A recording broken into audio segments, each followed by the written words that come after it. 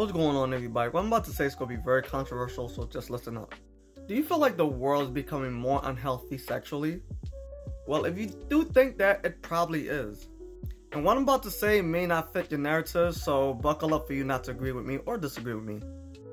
Now, this does not connect to people that have like regular healthy sex. I'm talking about people that have one partner and they have sex with them, well, XEX with them. I gotta watch what I say on TikTok. Those people tend to do pretty good sexually, right? They're not too thirsty, they just right. But there are two categories of people I will be talking about, and that's where the conversation may take a turn. So hear me out. The first category is people that have been exposed to things really early, or people that are kind of exposed to porn. Those are the people that eventually get addicted to sex. They don't know when to stop, they don't know how to stop, they sometimes want it all the time. I do think being exposed or seeing these things do chemically play something with your brain. Even when you don't want it, you still want it. You don't know if you want it or not.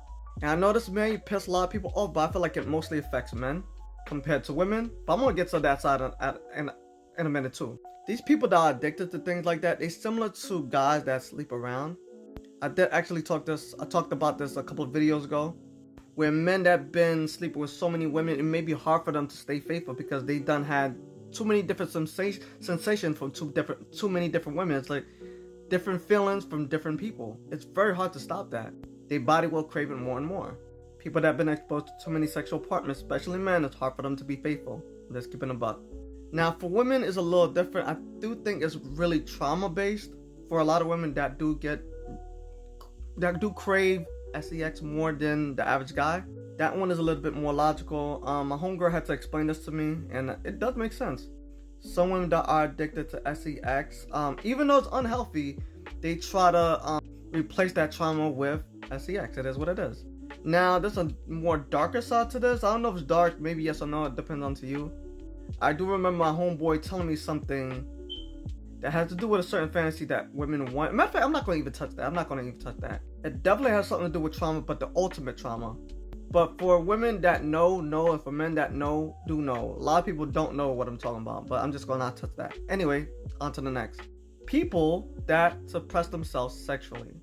I bet a lot of you guys didn't see that one coming.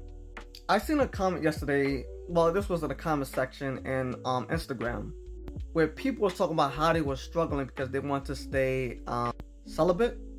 And let me tell you guys, it's not easy. I didn't even know girls were struggling with stuff like this. Like, I kind of did, but not like that bad.